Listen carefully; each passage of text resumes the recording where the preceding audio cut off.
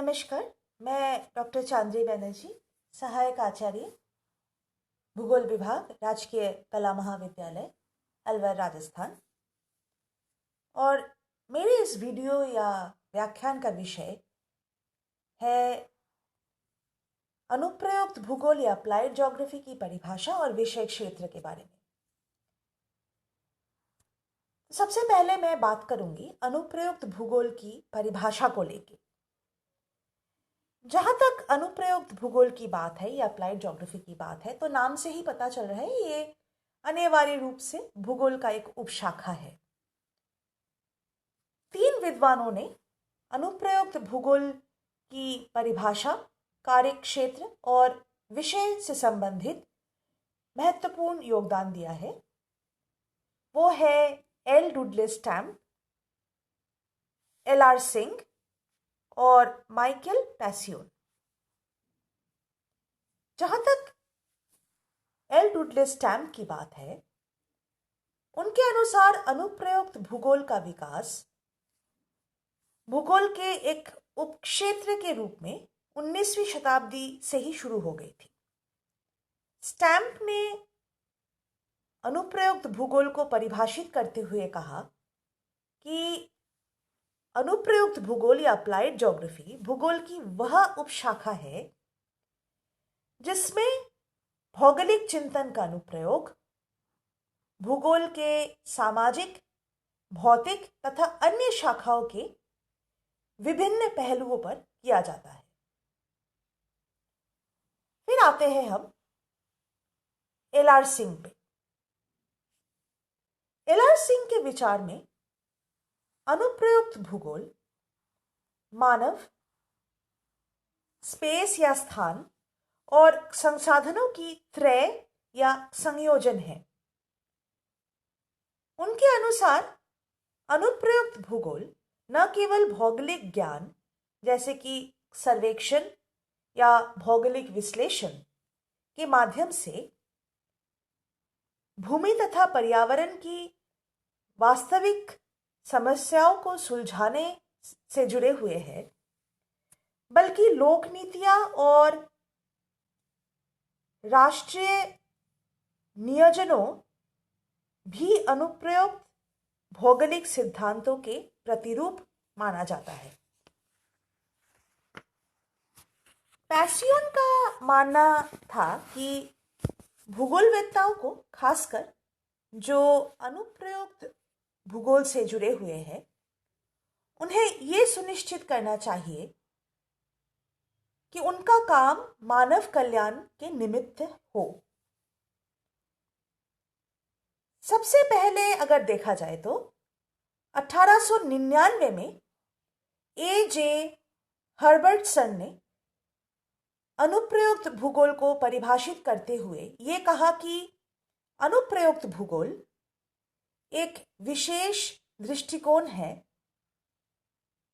मतलब भौगोलिक अध्ययन का एक विशेष दृष्टिकोण है जिसमें विशेषज्ञता अर्जित किया जा सकता है। हर्बर्टसन के इस मत को अनुसरण करते हुए पैसियोन का यह मानना था कि अनुप्रयुक्त भूगोल पृथ्वी के संसाधनों का विवेकपूर्ण उपयोग के बारे में निर्णय लेने का एक सहायक है।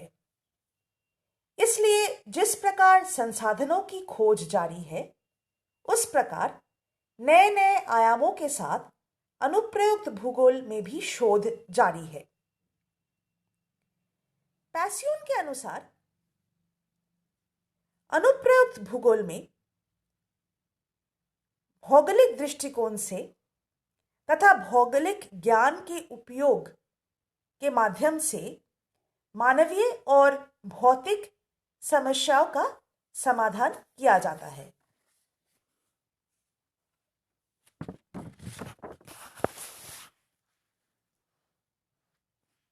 हैबरमस के विचारों पर आधारित करके पैसियोन ने अनुप्रयुक्त भूगोल के अनुसंधान क्षेत्र को 3 वर्गों में विभाजित किया। सबसे पहले एम्पिरिकल एनालिटिकल, यानी कि अनुभविक या और विश्लेषणात्मक, यानी कि कई अनुभवों के आधार पर और उसके बाद विश्लेषण, उन अनुभवों के विश्लेषण के आधार पर कोई निर्णय लिया जाता है या किसी निष्कर्ष पे पहुंचा जाता है किसी भौगोलिक अध्ययन में।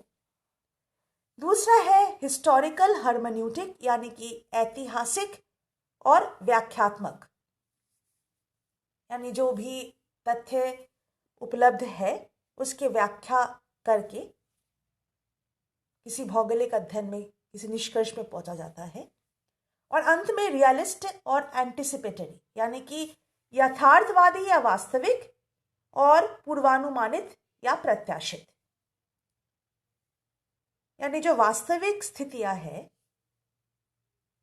उसके आधार पर किसी भी भौगोलिक अध्ययन में पूर्वानुमान लगाया जा सकता है। पैसियोन महोदय ने अनुप्रयुक्त भौगोलिक अनुसंधान के लिए एक मूल लिपि विकसित किए जिसमें एक क्रमिक या चरण दर चरण प्रक्रिया का अनुसरण किया जाता है। इस चित्र के माध्यम से आप लोग उस क्रमिक प्रक्रिया को समझ सकते हैं, क्योंकि मैंने पहले ही कहा कि अनुप्रयुक्त भूगोल का मूल उद्देश्य, जब मैंने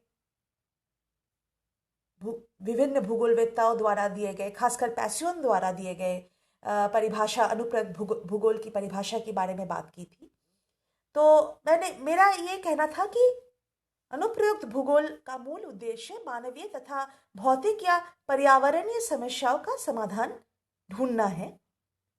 और इसलिए सबसे पहले किसी भी मानवीय या पर्यावरणीय समस्या को लिया जाता है। तो आप देख रहे हैं कि शुरू करते हैं हम सोशल, इकोनॉमिक और एनवायरमेंटल प्रॉब्लम से। फिर आप लोग देख सकते हैं कि उस समस्या का विवरण अनुभवों के आधार पर तैयार किया जाता है, यानी कि एम्पिरिकली बेस्ड डिस्क्रिप्शन। और उस विवरण का आधार उस समस्या से संबंधित तथ्य या आंकड़े होते हैं, यानी डेटा कलेक्शन टेक्निक्स।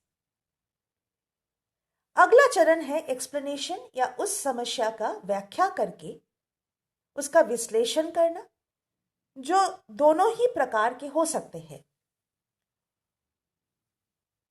क्वांटिटेटिव या मात्रात्मक और क्वालिटेटिव यानी कि गुणात्मक।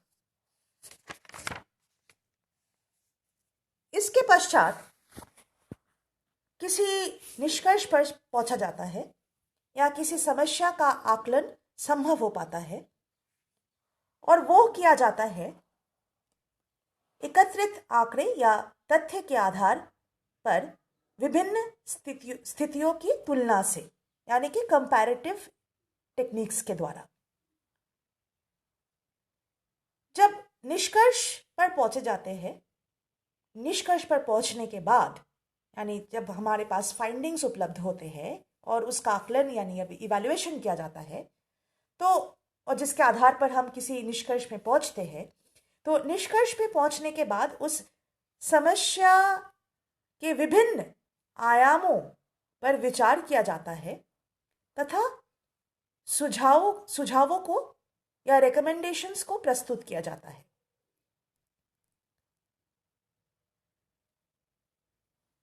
और इन रिकमेंडेशंस को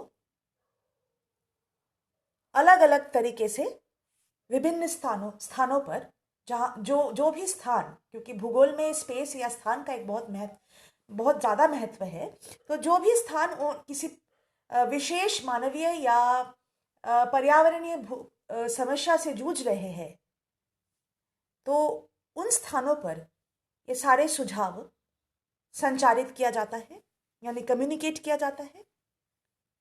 और अगला चरण है उन सुझावों को वास्तव में कार्यान्वित करना या इम्प्लीमेंट करना, और अंत में सूचना प्रबंधन के माध्यम से, यानी कि इंफॉर्मेशन मैनेजमेंट टेक्निक्स द्वारा उनका अनुश्रवण करना या मॉनिटरिंग करना।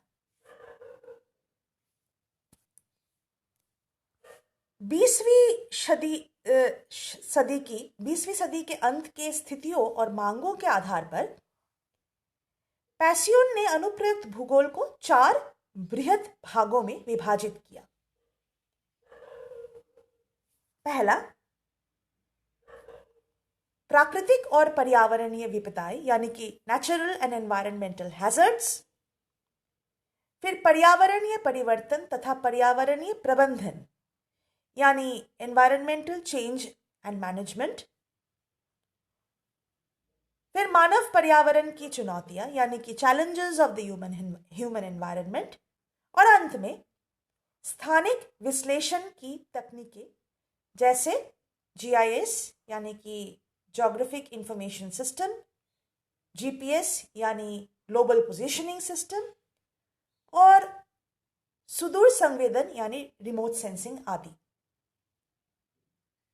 इसके बाद मैं बात करूंगी अप्लाइड ज्योग्राफी या अनुप्रयुक्त भूगोल की विषय क्षेत्र के बारे में। धन्यवाद।